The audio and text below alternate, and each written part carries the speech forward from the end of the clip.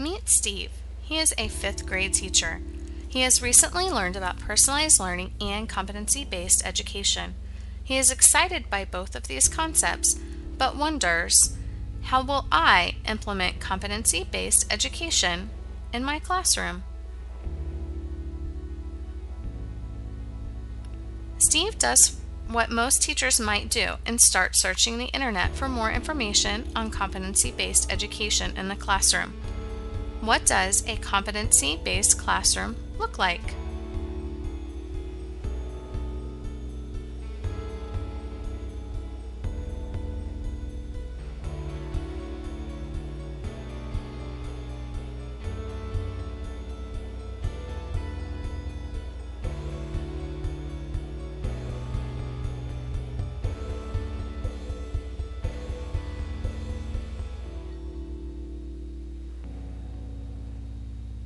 After visiting several sites, Steve realizes that competency-based education looks different in all classrooms, even within the same district.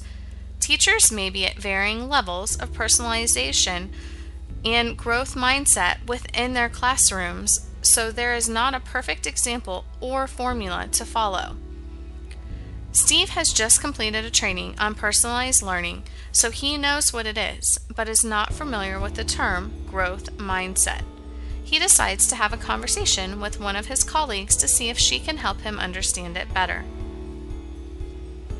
Steve tells her that he has been watching professional development videos on personalized learning and competency-based education, but that he is still a little confused about how they are supposed to implement competency-based education in their classrooms.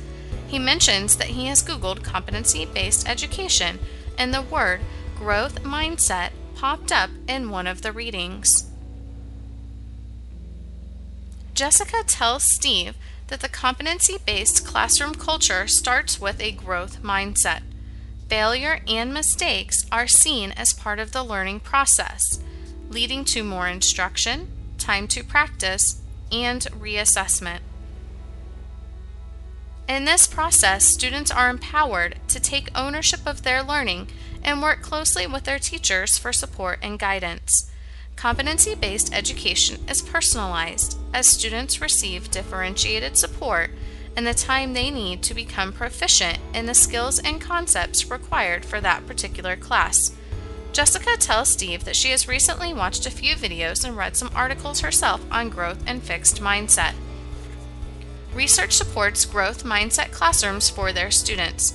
Students who take risks, ownership in their learning, and believe that intelligence can be developed grow at much faster rates than students who are fixed in their mindset and believe that they only have a certain amount of intelligence or talent.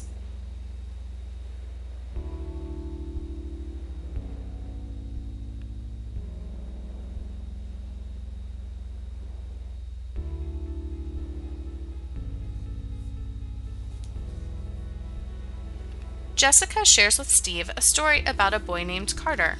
Carter is a 10th grade student who is learning disabled and has ADHD and struggles in school. In a traditional education classroom, seat time and behavior sometimes become the focus. Carter is smart, but he isn't passing his classes. Why? He needs to hand in his homework to pass. We're giving him support, but he has to participate in class and study. I see Carter needs 15 class credits to graduate. How can we help him do his homework and study to pass these classes? In a competency-based education classroom, learning is the focus and behavior is part of the picture. Carter is smart, but he is struggling. Why? He demonstrated competency in these areas, but there are gaps. We can support his learning with assignments targeted towards his competency gaps. What about options like an online module, mentoring, or a group project? We can also help him develop habits that support learning. Jessica points out to Steve that any teacher can help make this change. It is just going to take time and a new way of teaching their students. Now that Steve has left Jessica's room, he wonders, what is my role? in a competency-based classroom.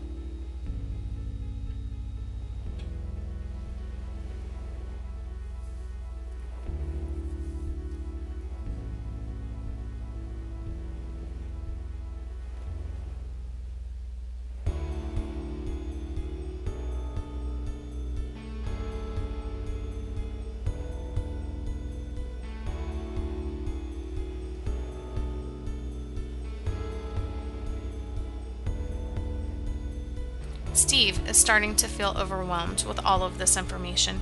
He is just one man. How is he going to be able to make all of these changes this year? While Steve is thinking about all of the changes, his principal walks up and asks,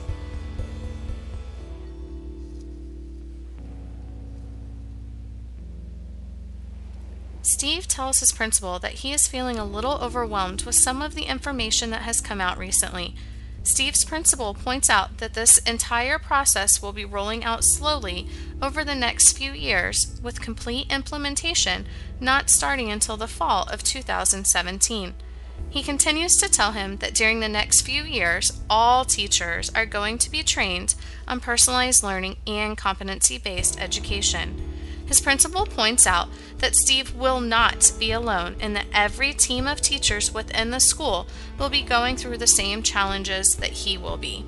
The district has a plan in place where curriculum architects are creating proficiency scales, providing sample tasks, and gathering a bank of resources for teachers to access. Feeling better and knowing that he doesn't have to make this change alone and overnight, Steve thanks his principal for the clarification and heads back to his room for work.